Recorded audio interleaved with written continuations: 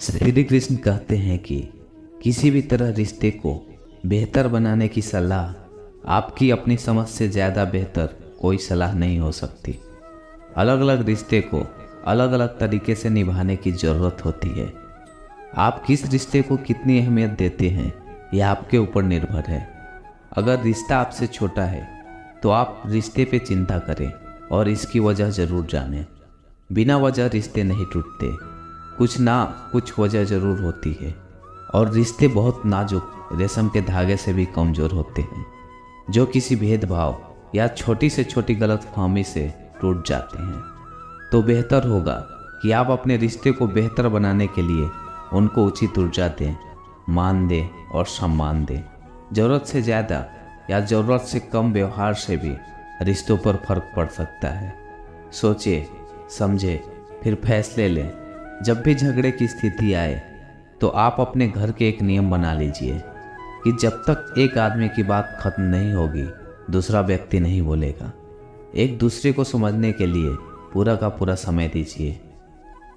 ज़्यादा कोशिश अपनों को समझाने की नहीं, दूसरों को समझने की कीजिए। निसंकोच अपनी प्रकृति और स्वभाव के बारे में बातें कीजिए। नहीं तो कई लोगों को प्रकृति अर्थात नेचर से प्यार होता है, कई लोगों को भौतिक सुखों से प्यार होता है।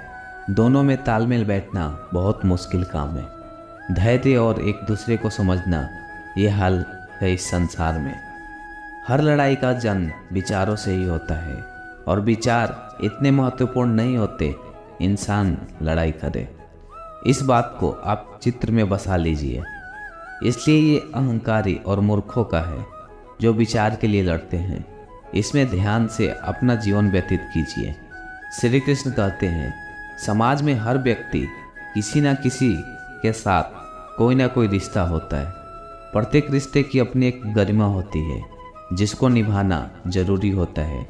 समस्या वहाँ आ जाती है जब हम उस रिश्ते की गरिमा पार कर सभी रिश्ते को भूल अपने स्वार्थ के लिए सोचते हैं। पति पत्नी के रिश्ते कांच की तरह होते हैं, टूट जाए तो चुकते नहीं।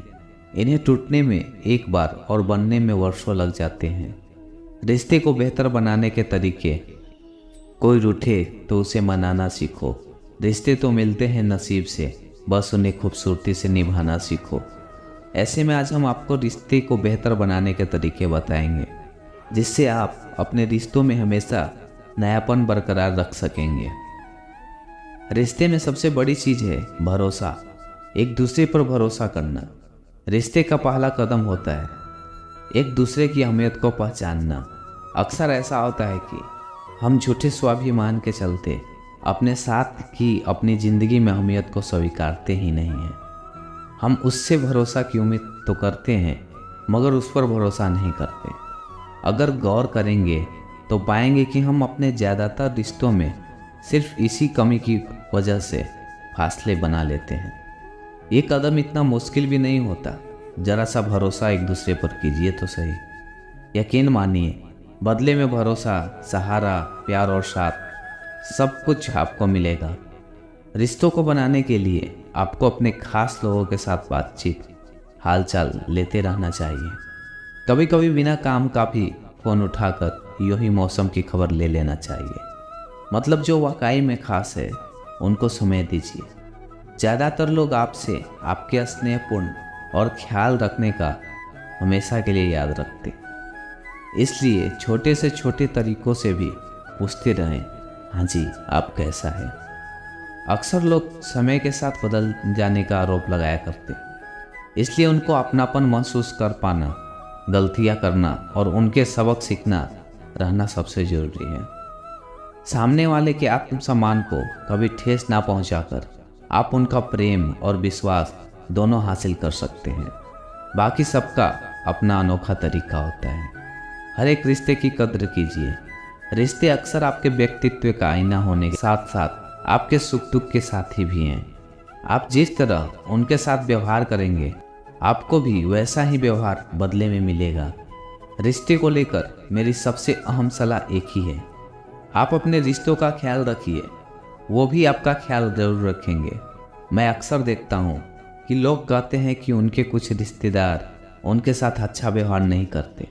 मेरे भी कुछ ऐसे रिश्तेदार हैं जो मेरे साथ अच्छा व्यवहार नहीं करते, लेकिन मैं उनको लेकर रोता नहीं हूँ। श्री कृष्ण कहते हैं उनका व्यवहार उनका कर्म है और आपका व्यवहार आपका कर्म है।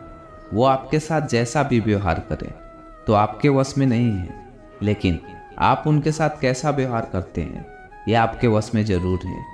जहाँ तक हो सके अच्छी और विनम्र बने रहिए। यदि बात आपके स्वाभिमान पर आती है तो हट जाइए, लेकिन दूसरों के साथ उन्हीं के स्तर पर मत जाइए। सबका हिसाब किताब लिखा जा रहा है, आपका भी और उनका भी। रिश्तों की अहमियत आपसी समझ और व्यवहार से जुड़ी है। विविधता स्वाभाविक है, लेकिन अशिष्टापूर्णता या फिर बुरा बर्ताव आपका अपना कर्म है।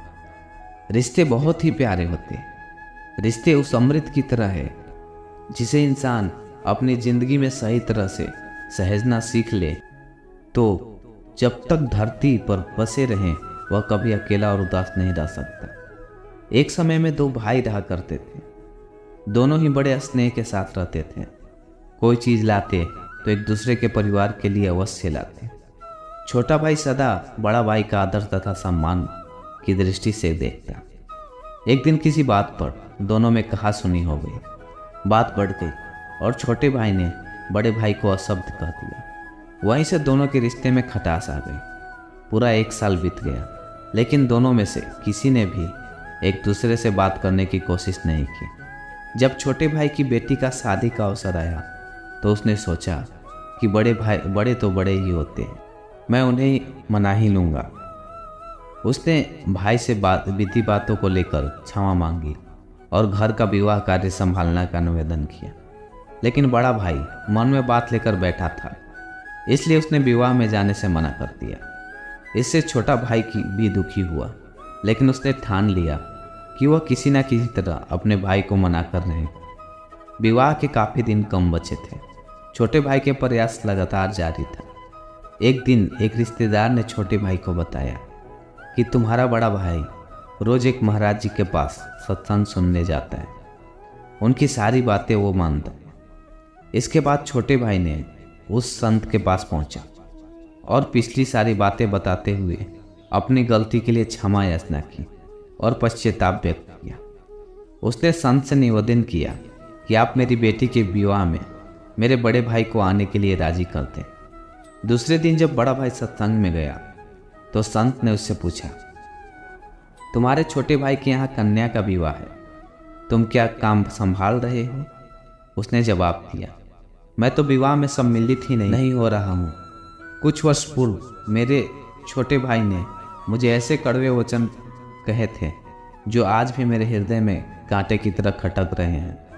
संत जी ने कहा, सत्संग के बाद मुझे मिलकर जाना। सत्संग समाप्त होने के बाद बड़ा भाई संत के पास पहुंचा तो उन्होंने पूछा, मैंने बीते रविवार को जो प्रवचन दिया था उसमें क्या कहा था? काफ़ी देर सोचने के बाद हाथ जोड़कर बोला, माफ़ी चाहता हूँ, मुझे कुछ याद नहीं आ रहा। संत ने कहा, देखो मेरी बताई हुई अच्छी बातें तो तुम्हें 8 दिन भी याद नहीं रही, और छोटे भाई के कड़वे बोल जो 1 वर्ष पहले कहे गए थे वो भी तुम्हें अभी तक हृदय में चुभ रहे हैं। जब तुम अच्छी बातों को याद नहीं रख सकते तब उन्हें जीवन में कैसे उतारोगे? अगर जीवन नहीं सुधारा तब सत्संग में आने का लाभ ही क्या रहा? इसलिए यहाँ मत आया करो। यह सुनकर बड़े भाई की आंखें खुली। उसने आत्मचिंतन और स्वीकार कर लिया कि वास्तव में हम सब कड़वे शब्दों को दिल में बसाकर गांठ बना लेते हैं। जीवन भर उसे सोचकर अपने मन में दूसरों के प्रति नफरत बढ़ाती जाती है, लेकिन बात करके उसे सुलझाने का प्रयास नहीं करते, क्योंकि हमारा अहंकार हम पर प्रभावी होता है। इसके बाद बड़े भाई ने संत से भूल की क्षमा मांगी और अपने भाई को माफ़ कर दिया। इसलिए हमेशा सभी से स्नेह करते रहे और कोई भी समस्या हो उसे आप बात कर सुलझाने का प्रयास करें। प्रेम से बोलिए राधे राधे।